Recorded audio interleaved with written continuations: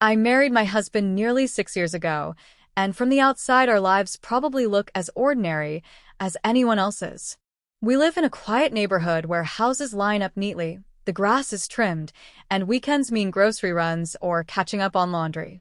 I sometimes catch myself staring at the reflection of our home in the front window and thinking, this is the picture I once dreamed about.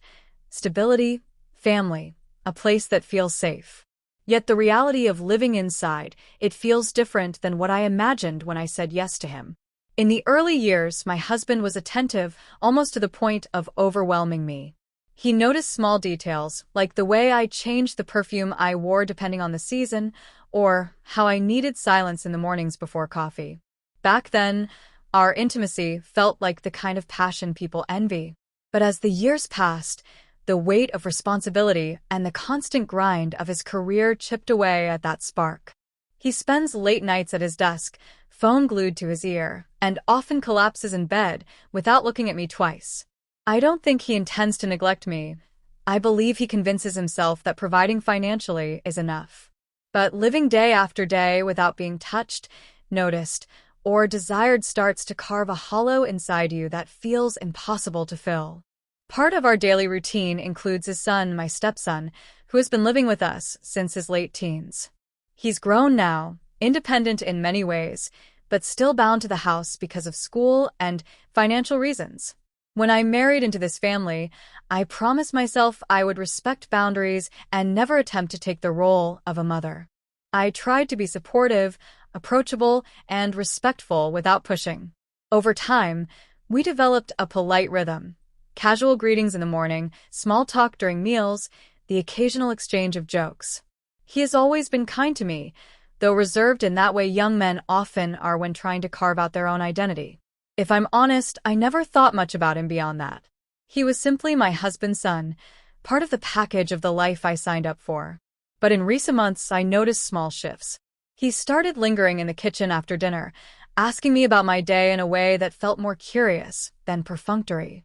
When I folded laundry, I caught him glancing over as though he wanted to say something, but stopped short. Once, while I was pruning the garden, I felt his gaze on me from the window.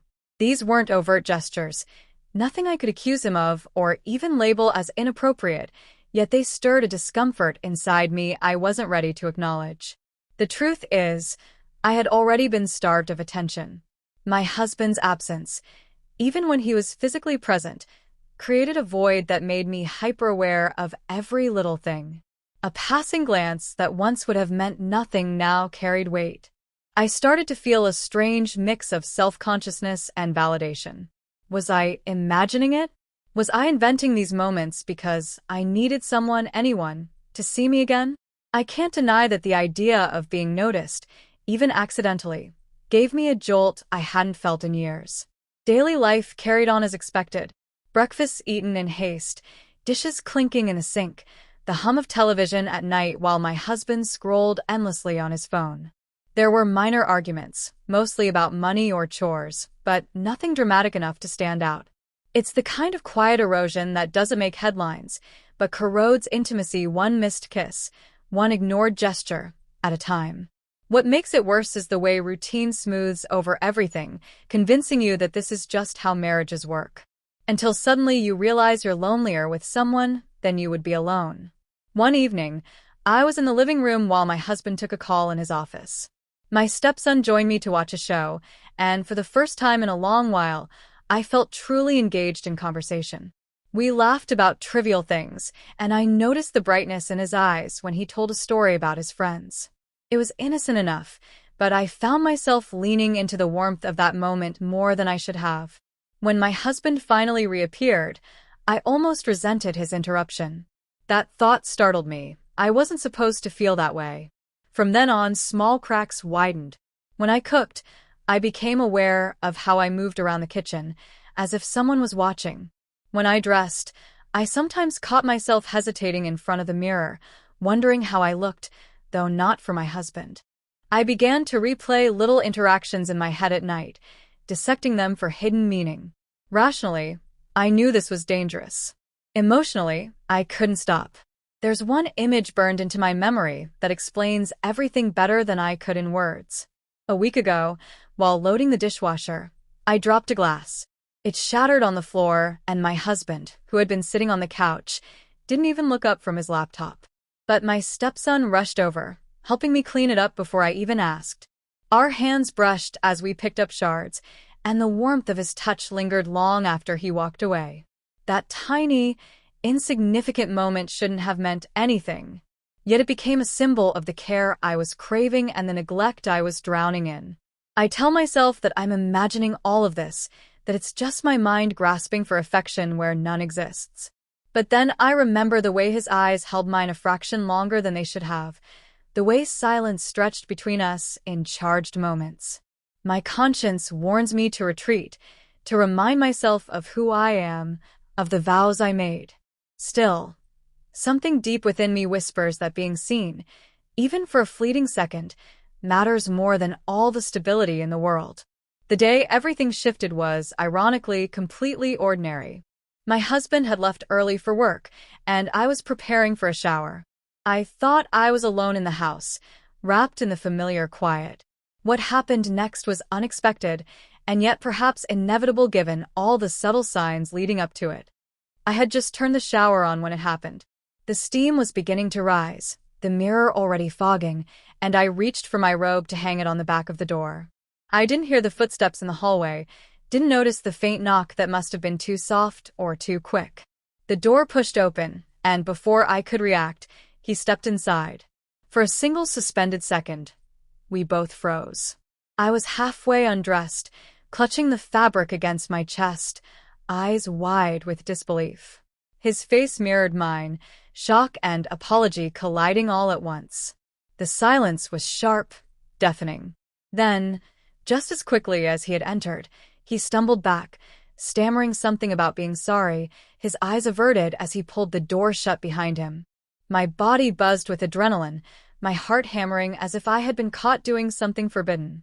I stood there motionless, robe clutched tightly, staring at the fogged mirror, trying to convince myself it was nothing but an accident. Yet, beneath the embarrassment, there was another sensation, something that made me tremble in a way that had nothing to do with shame. For the rest of the morning, I couldn't stop replaying it. The way his hand lingered on the doorknob before he shut it. The redness in his face as he muttered his apology. The unmistakable evidence that, for at least a second, he had seen me. I felt exposed, vulnerable, but also undeniably alive. It had been years since I'd felt that flush of being truly noticed, and now it came from the one person it should never have come from. I tried to bury it, telling myself it was ridiculous to dwell on. People walk in by accident all the time. He hadn't meant to see me, and I shouldn't read anything into it. But my body betrayed me. Every time I thought of it, a current of heat ran through me. I was suddenly hyper-aware of everything. The sound of his footsteps in the hall, the way his voice carried when he spoke, the brief glances we exchanged during meals. Each tiny detail felt amplified, charged with an energy I didn't want to acknowledge, but couldn't ignore. Later that day, he avoided me entirely. He ate quickly, didn't linger in the kitchen, and spent the evening holed up in his room. At first I thought that was a relief, but as the hours dragged on, I realized I missed the small interactions we usually had. The avoidance only confirmed what I already suspected. He was as shaken as I was. We had shared a moment neither of us could undo, and the silence between us was proof that it had meant something. When I finally saw him again the next morning, he couldn't meet my eyes. He mumbled a greeting, his posture stiff, and quickly left for his classes. That awkwardness should have been the end of it, a line drawn in the sand, but instead it deepened the connection.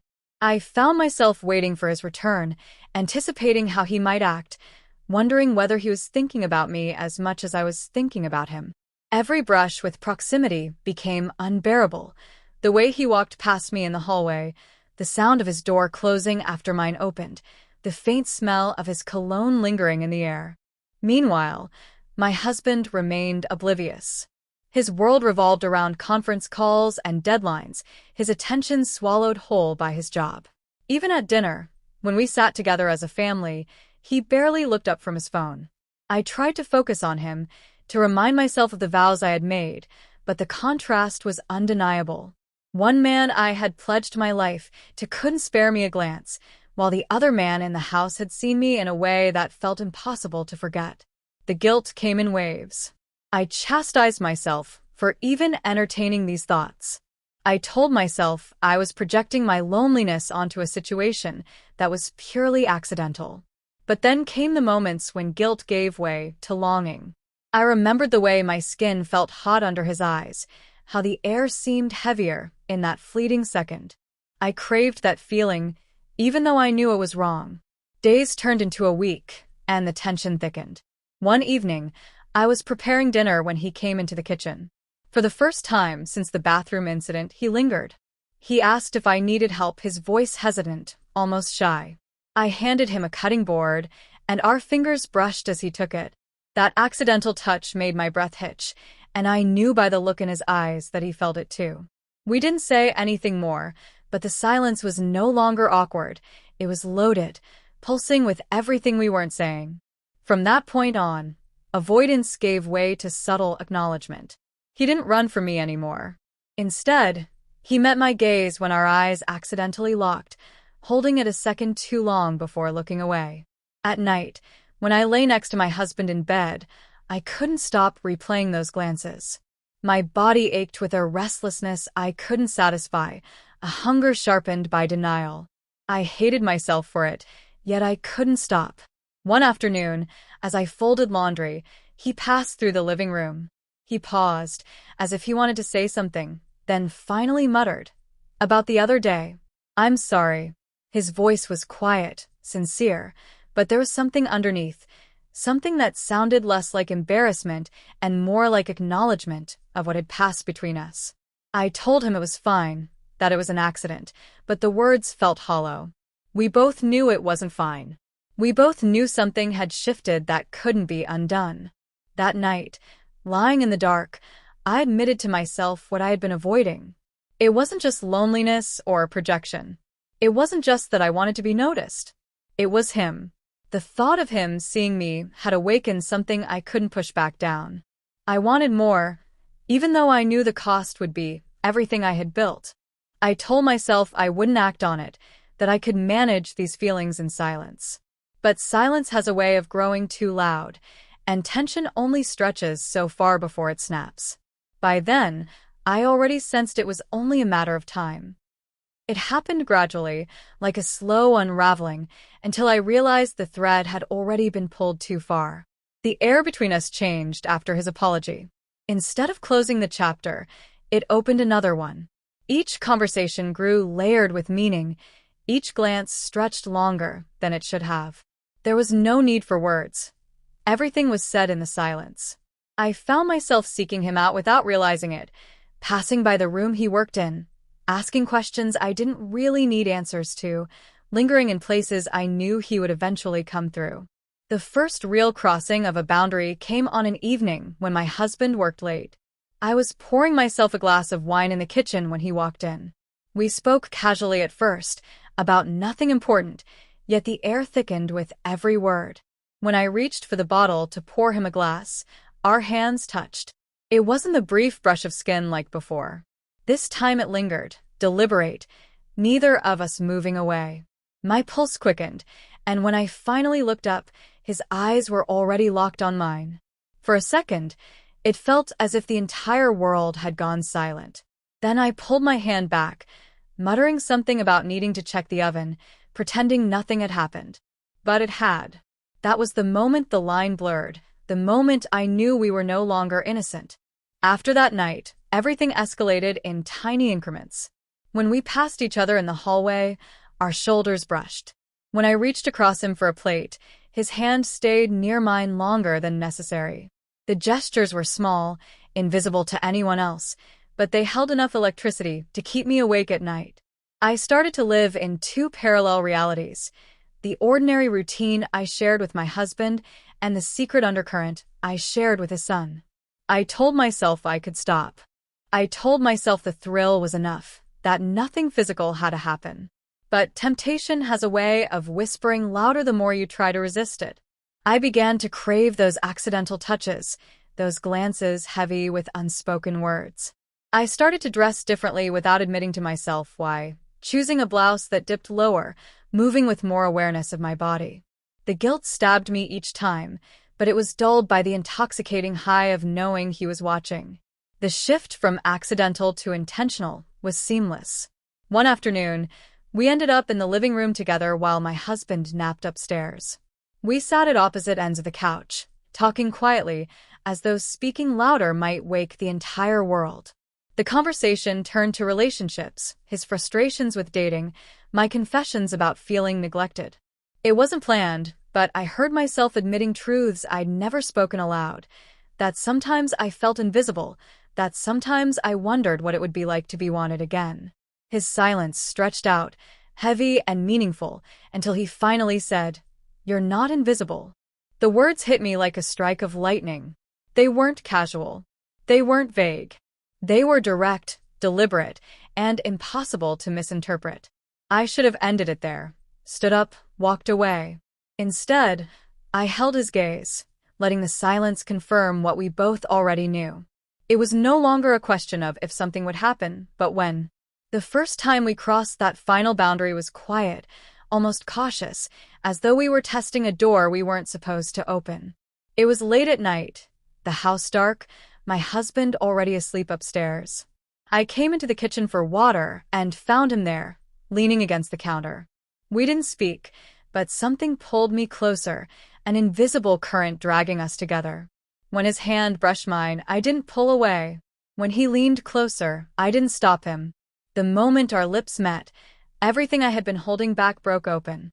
It wasn't frantic or hurried, but it was charged with years of repression, loneliness, and forbidden desire.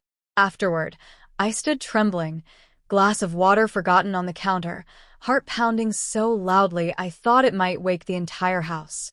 He whispered my name, almost reverently, and I shushed him, terrified yet exhilarated. I should have ended it there, told him it was a mistake. Instead, I let him touch me again, let myself feel alive in a way I hadn't in years. The guilt was instant, but it was drowned out by the rush of being wanted. Once the line was crossed, there was no turning back. Every moment became an opportunity, every excuse a cover. My husband's absence created the space we needed, and we filled it recklessly. I learned the language of secrecy, the stolen touches when no one was looking, the coded words exchanged in passing, the timing of footsteps to avoid suspicion. Each encounter was a gamble, but the risk only heightened the thrill. At night, lying beside my husband, I would feel the guilt pressing against my chest like a weight I couldn't shake off.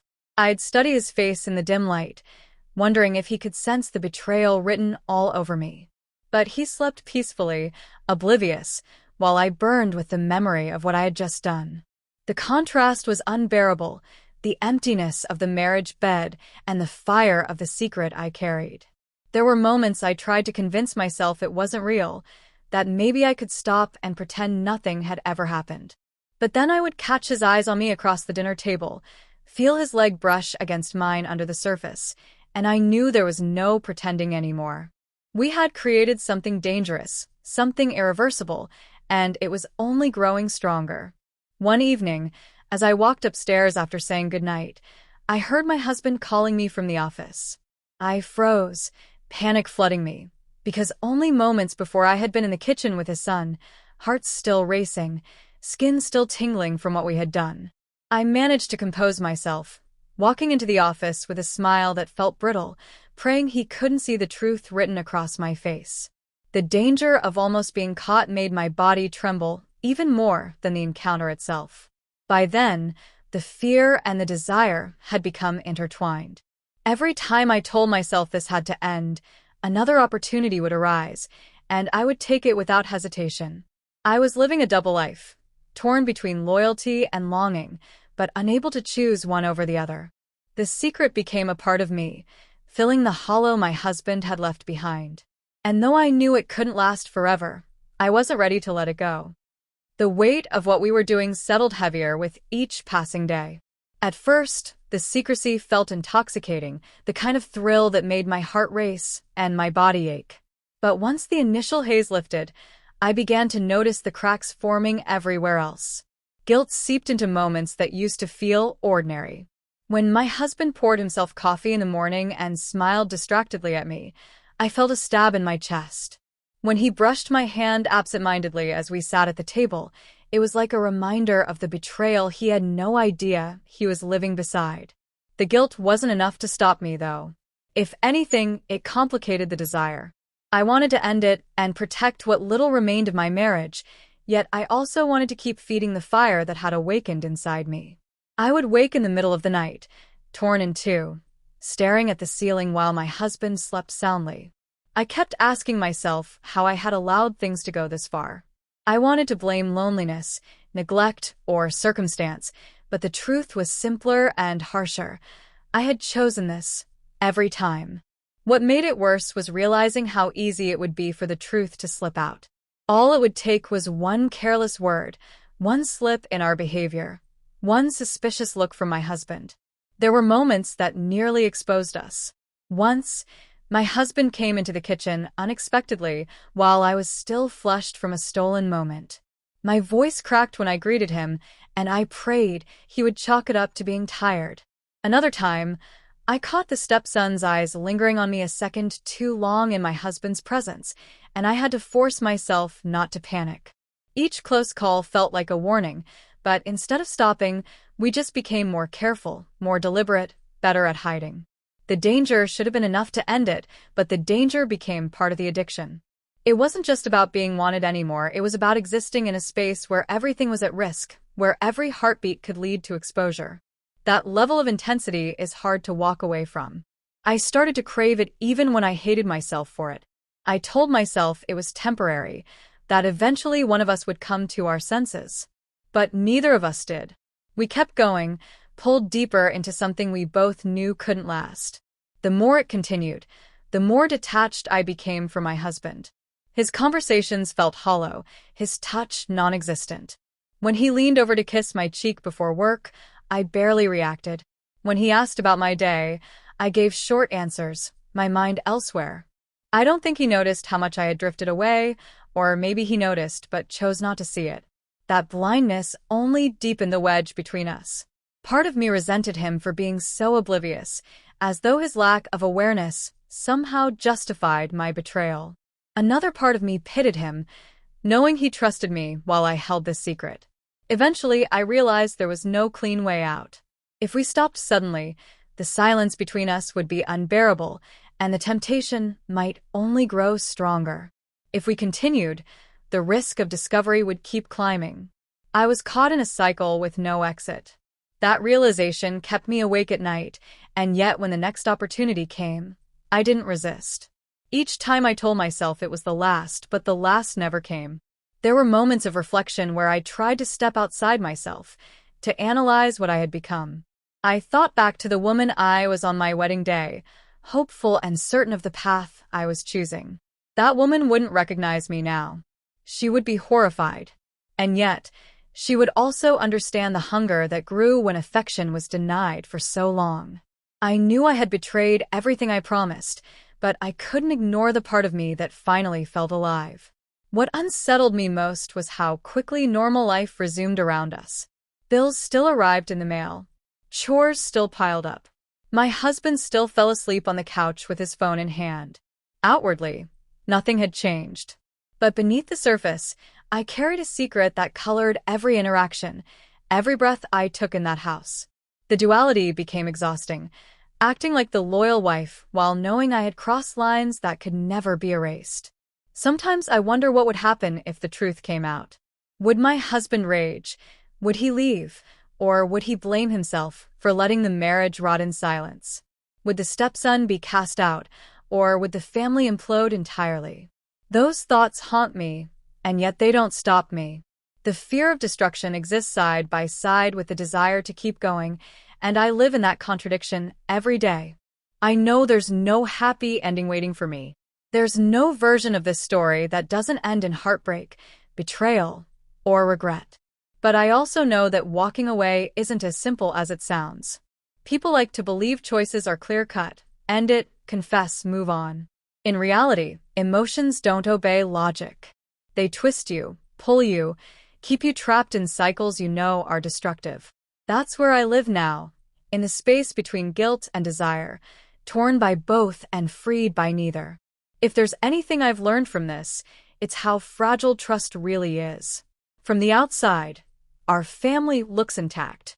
My husband still introduces me proudly as his wife.